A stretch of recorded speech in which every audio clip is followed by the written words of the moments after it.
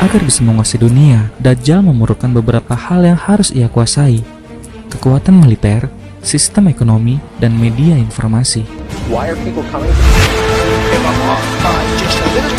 Lalu, untuk mencapai itu semua, Dajjal memerlukan dasar yang sangat kokoh, yaitu ekonomi dalam sistem keuangan ribawi. The current monetary system came into being or was formally established when the Second World War was coming to an end in the Bretton Woods Conference in upstate New York. Lalu, siapakah orang-orang yang berada di balik kesuksesan Dajjal dalam isinya menyesatkan umat manusia?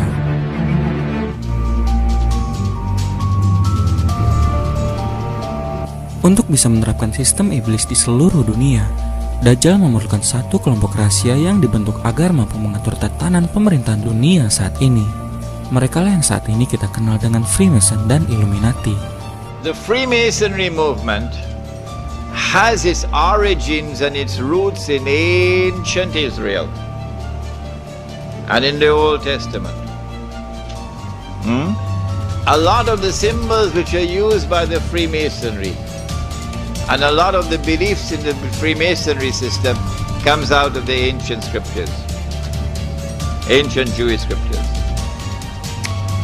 But the Jews have transformed the Freemasonry movement to be an international movement, not an exclusively Jewish movement.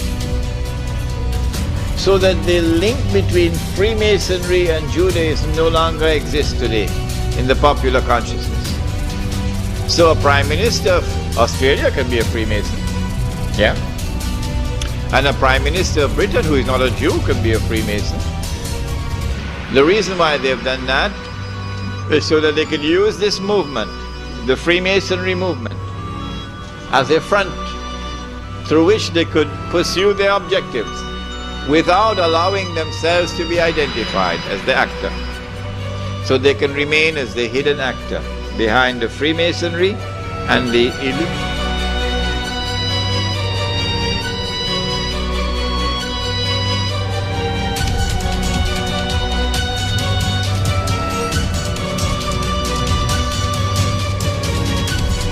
Kita tengok hari ini, untuk mereka menjayakan agenda mereka, tentu kita kaitkan tadi Freemason dengan Iluminati dan penyembah-penyembah syaitan.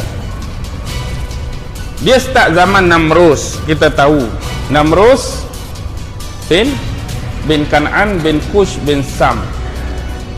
Namrus ni cicit Sam, cicit-cicit Nabi Nuh lagi. Sebab lepas peristiwa banjir besar memang tak ada golongan lain dah. Anak-beranak Nabi Nuh tu je ada. Mari hak jadi baik ke, hak jadi soleh ke, hak jadi jahat, hak jadi toleh pun itulah dia. Dan termasuk ialah Namrus bin Kan'an bin Kush bin Sam. Ini semua asas dia datang dari Nuh lagi. Sebab Namrus arkitektur yang hebat, ahli seni bina. Sebab itu teras ini melahirkan Freemason, pembina-pembina yang bebas. Walaupun asas sebenar Freemason bermula di Scotland. Hak nama Freemason betul-betul The Scottish Rite. Di Scotland, Scottish Rite. Sebab itu ahli-ahli Freemason yang naik dari satu tingkat ke satu tingkat boleh ditabalkan di mana-mana lodge, mana-mana tempat. Tapi bila sampai tahap 33rd degree, dia perlu di PhD kan di sini. Tak boleh tempat lain, iaitu di Scottish Rite.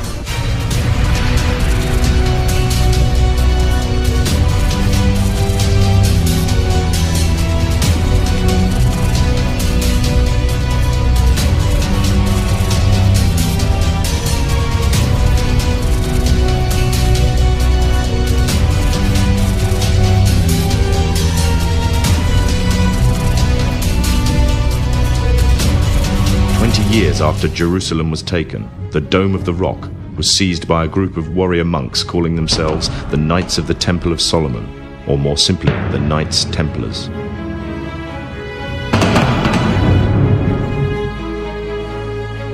In Jerusalem, the Templars began to deviate further and further away from the practices of Christianity. They learnt the secret arts of the Kabbalah an ancient form of Jewish magic, along with its dark rites and rituals. The Jews had learnt the arts from the pagans of ancient Egypt during the times of enslavement to the Pharaoh, and developed them into Babylon at the time of Nebuchadnezzar.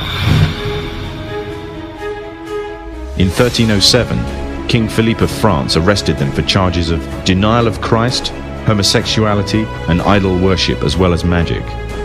In 1314, Pope Clement V declared all Templars as heretics to Christianity, ordering all their properties to be seized.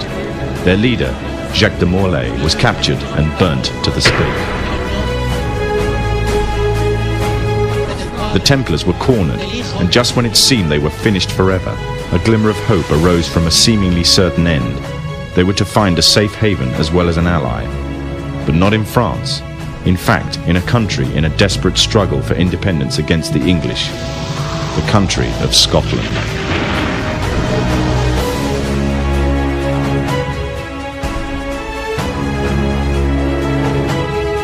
The Templars had brought themselves back from the brink of destruction, and never again would they allow themselves to be destroyed. This time, they would control the country by controlling its kings, and in order to preserve their secret order, the Templars would have to die, or more precisely, the name would have to die.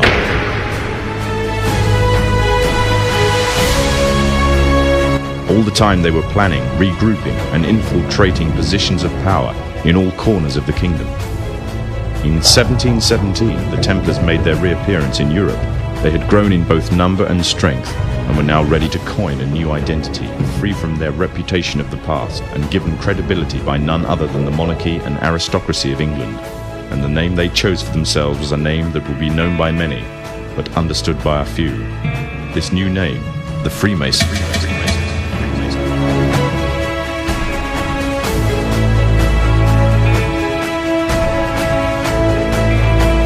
The Freemasons were not content with power in Britain alone.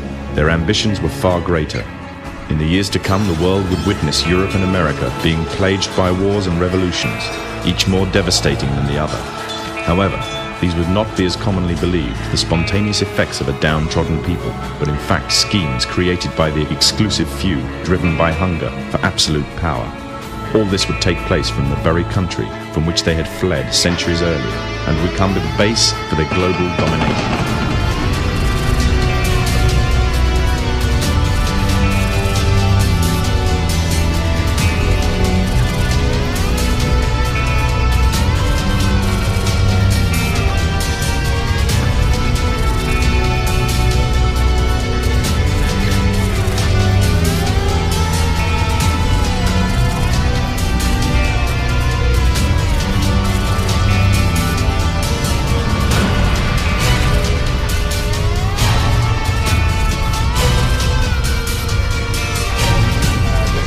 Incredible biblical prophecy moment, because when you start talking about the building of the third temple, a few years ago, this was something that was just whispered.